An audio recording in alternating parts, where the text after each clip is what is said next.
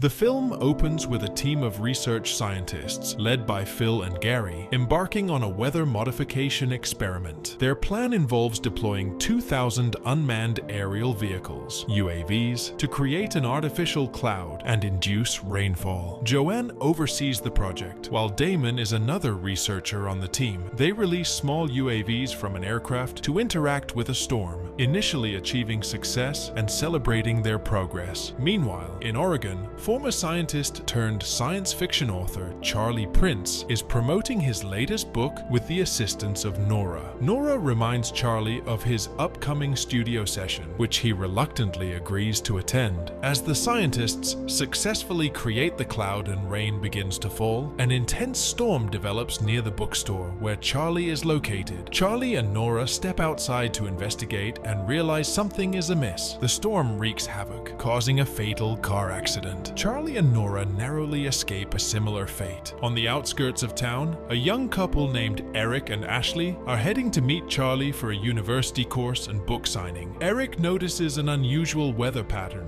but Ashley dismisses it, eager to reach the event. At the Federal Project Foundation Agency in West Virginia, Frank, the project's financier, is informed about the unexpected turn of events in Harrisford. A storm is brewing nearby, and Frank instructs his assistant to contact Damon. In town, Nora is hospitalized, and Charlie reunites with Joanne and Damon, who have rushed to the disaster scene. Charlie accuses Joanne of tampering with the weather, suspecting her research as the cause of the storms. After some persuasion, Joanne admits the truth. Given Charlie's background as a scientist, he offers his expertise to help rectify the situation. Joanne convinces a reluctant Damon to accept Charlie's help. Meanwhile, Gary informs Joanne about another storm cell forming near the test camp, prompting the trio to quickly drive to the location. Simultaneously, a farmer witnesses the approaching storm and attempts to flee, but succumbs to a freezing gust of wind that instantly kills him. Eric and Ashley arrive at the deserted bookstore, planning to meet Charlie at the TV studio for an interview. Eric convinces Ashley to view the situation as an adventure. At the farm, Charlie, Joanne, and Damon discover the aftermath of the freezing gust. They find one of the crashed UAVs and confront the scientists about it. The scientists admit it's part of their research, with 1999 more UAVs still out there, potentially creating more storm cells. Meanwhile, Nora calls Charlie to inform him that she is leaving town and reminds him of his TV appearance. The trio stumbles upon the body of a man who died due to the drastic drop in temperature caused by the storm. Joanne wants to halt the research program, horrified by the consequences, but Damon convinces her to continue. Meanwhile, Frank, the project's financier, contacts Damon and insists on continuing the experiment despite Joanne's decision, allowing the UAVs to keep flying. Elsewhere, Eric and Ashley are en route to the TV station. Eric notices another severe storm forming and manages to record it. However, he gets distracted by an approaching car driven by Nora, who is also distracted by the forming storm. They narrowly avoid a collision, but Nora loses control and crashes into a moving train, resulting in her immediate death. Back at the mobile camp, the trio arrives and introduces Charlie to the rest of the crew, Gary and Phil. Gary is familiar with Charlie's work as a science fiction author and is not particularly fond of him. Charlie, however, remains unfazed and focuses on the current situation.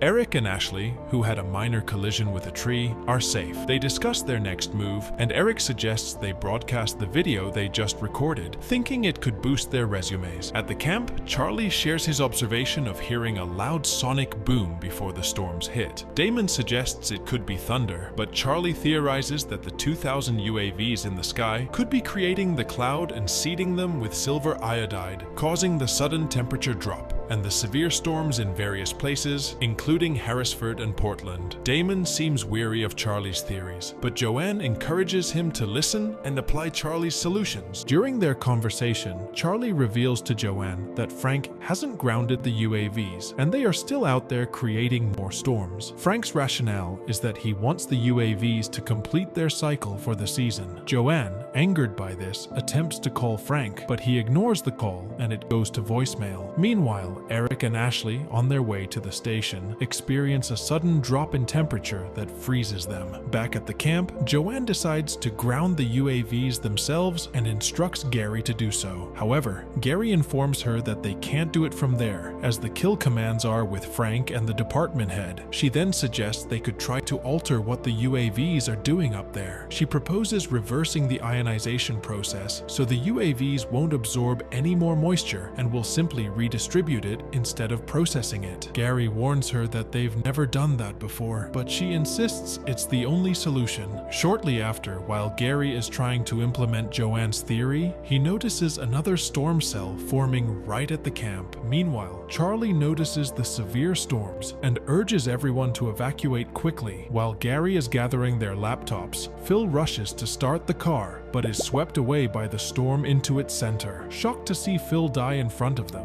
Meanwhile, Damon and Phil get into a car and drive away. Charlie and Joanne find a small tunnel under a cliff and crawl inside. They stay there, holding each other as the storm passes by, leaving them unharmed. In another location, Frank is updated about the chaos at the camp. He orders a helicopter to fly over the area and provide an update on the situation. After his assistant leaves, Frank makes a call to an unidentified unit. Once the storm has passed, Charlie and Joanne begin to walk on foot to find transportation. Meanwhile, Damon and Gary arrive at the location where Phil was last seen. They sadly inform the others that Phil didn't survive, leaving Gary mourning his friend. The two then get in the car and Damon drives off. They come across a hotel on their way that has free Wi-Fi. They decide to stay there for a while and use the Wi-Fi. However, when they enter, they find the place deserted and the power out. Charlie and Joanne find a generator in the basement and set it up. It works for a while, and Gary attempts to reverse the ionization process to hopefully stop the ice storm. Meanwhile, Joanne writes an email to Frank insisting that the UAVs must be immediately grounded and that he is responsible for reporting to the Senate. Frank receives the email immediately and orders a check on the plane's location. Back at the hotel, Gary is doing his best to hack into the system and ground the UAVs, but before he can complete the task, the generator runs out of gas and the power goes out, cutting off their internet connection. Shortly after, the group goes to the basement looking for more gas, and Charlie's phone reminds him of his TV station interview. He suggests they could use the TV station as it will definitely have a power source and Wi-Fi. Elsewhere, Ashley and Eric have arrived at the TV station, broadcast the footage they have taken of the storms. However, when they find the place deserted, Eric breaks in and enters the studio. They quickly trim and edit the footage, and Ashley prepares to present it to the global audience. On their way to the TV station, the scientists come across the train that crashed into Nora's car. They are devastated to discover the horror their experiment has caused, and Charlie hasn't even discovered Nora's body yet. He shouts and calls out if there is anyone out there, but there is no response. They soon come across Nora's dead body, and Charlie sheds a tear for her. Joanne blames herself for all the lives lost because of her research. She also berates Damon for letting Frank take control, but he tells her no one else would have funded it. She labels herself and Damon as murderers. She then goes to Charlie and joins him in the car. She sympathizes with him for Nora and confesses how difficult everything has been since she joined the scientific research journey. She thought she could handle it,